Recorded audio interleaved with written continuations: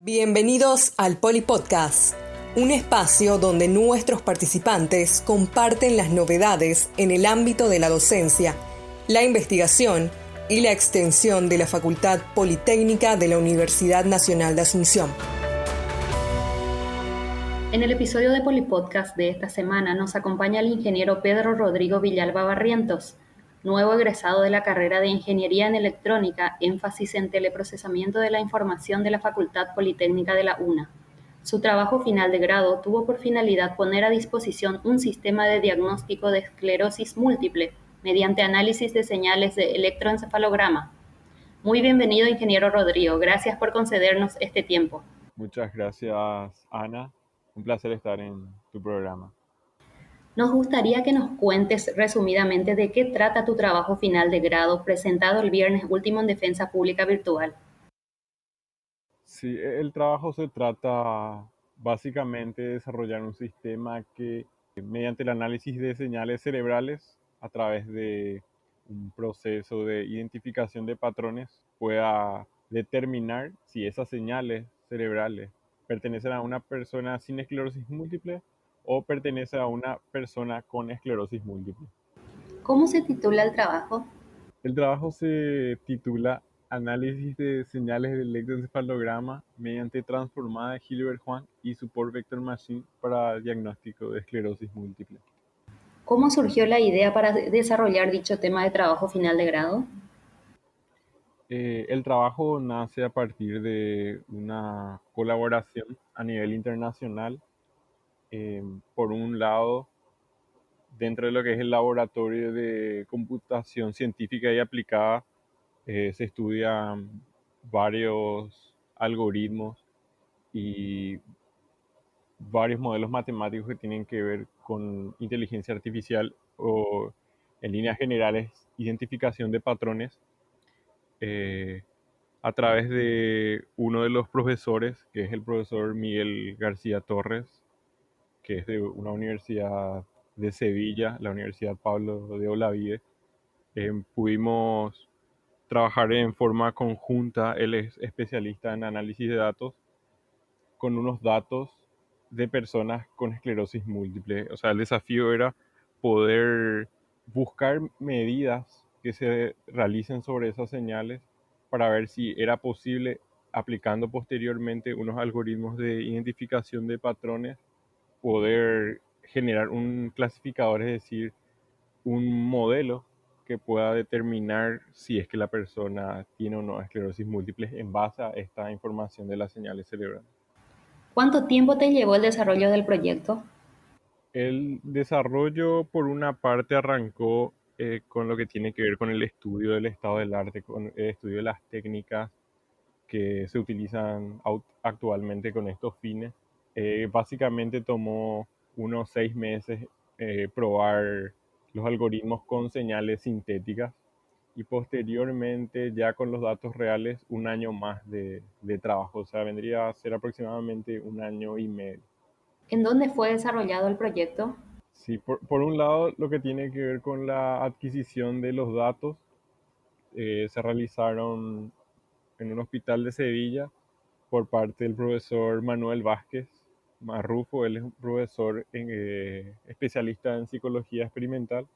Él se encargó de la medición, tomó muestras a 62 sujetos de prueba, 35 personas con esclerosis múltiple y 27 personas sin esclerosis múltiple. Y por otro lado, el trabajo ya propiamente de análisis de las señales y generación de la inteligencia artificial se realizó en Paraguay bajo la supervisión del profesor Christian Scher y el profesor Miguel García Torres. ¿Podrías explicar cómo funciona el sistema propuesto? El sistema está desarrollado enteramente en Python mediante Flask y en complemento con otras librerías, de modo tal que el sistema pueda correr en un servidor Linux mediante una aplicación web. Esta aplicación web recibe como entrada un archivo que vendría a ser la salida generada del sensor de las señales cerebrales, es decir, que el archivo contiene en su interior la información acerca de las señales cerebrales de un sujeto de prueba. Y a la salida de los cómputos generados por este sistema se obtenga un diagnóstico que tiene que ver un diagnóstico positivo o un diagnóstico negativo. ¿Cuáles fueron las principales conclusiones del trabajo?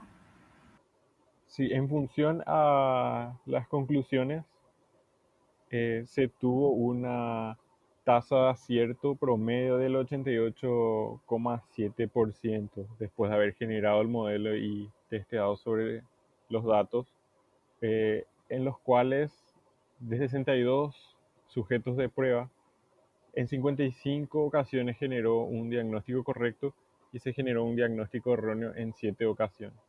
Esa fue la tasa de acierto asociada a lo que es el modelo generado en este trabajo.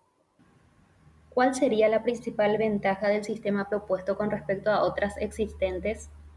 Sí, principalmente sería complementar el diagnóstico, ya que si bien existe un mecanismo de diagnóstico aprobado en el que se tienen varias fuentes de información, como por ejemplo lo que sería análisis de neuroimágenes, también existe la tendencia de explorar qué tanta información aportan las señales cerebrales y en este sentido especialmente se tiene en muy alta consideración lo que tiene que ver los procesos de identificación de patrones sobre las señales de electroencefalograma. A su vez también es interesante la posibilidad que brinda este mecanismo de diagnóstico, que tiene que ver con la posibilidad de detección en etapas muy tempranas de la enfermedad, de modo tal a tener ya un nivel de conocimiento acerca del estado de una persona respecto a si tiene esclerosis múltiple o no, antes de que la enfermedad avance y se puedan iniciar de manera temprana terapias reparadoras para poder sobrellevar mejor esta enfermedad. En la defensa pública mencionaste que el trabajo se usó como bibliografía para otra investigación. ¿Podrías comentarnos sobre esto? En el año 2018 se realizó una publicación en el marco de la investigación en lo que tiene que ver este trabajo y en el año 2019 se realizó una publicación en la IEEE, principalmente en lo que tiene que ver en la revista Medical Technologies Congress de Turquía, un trabajo titulado Detección de múltiple esclerosis eh, a través de análisis de coherencia de las señales de electroencefalograma.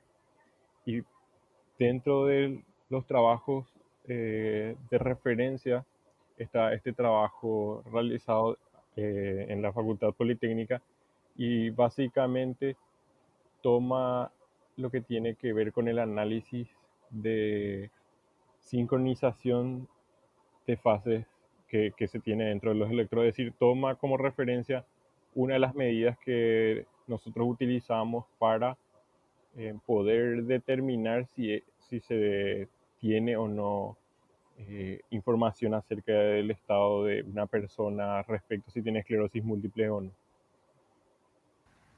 Ahora, como flamante egresado de la FP1, ¿cuáles son tus planes?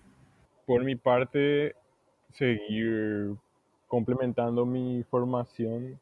En algún momento sí tengo pensado eso, pero por de pronto estoy bastante cómodo aún aumentando mi experiencia dentro de lo que es el mercado laboral. Sin embargo, estaría interesante seguir involucrado dentro de lo que es la Facultad Politécnica, ya que conozco muy de cerca lo que son los trabajos que se hace a nivel de posgrado dentro de la Facultad Politécnica y son la verdad que de bastante nivel y de bastante competitividad a nivel mundial. ¿Algo que quieras agregar o dejar como mensaje a la audiencia de Polipodcast?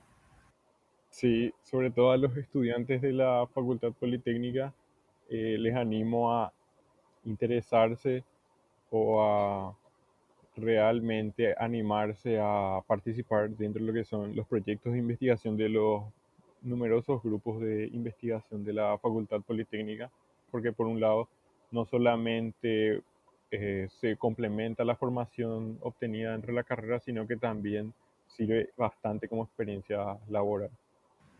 Ingeniero Rodrigo, en nombre del equipo Polipodcast, reitero el agradecimiento por este tiempo. Muchísimas gracias a todo el equipo de Podcast. La verdad es que siempre se tienen episodios muy interesantes y para mí fue un honor participar de esta edición. Gracias por acompañarnos en este espacio. Hasta el próximo episodio.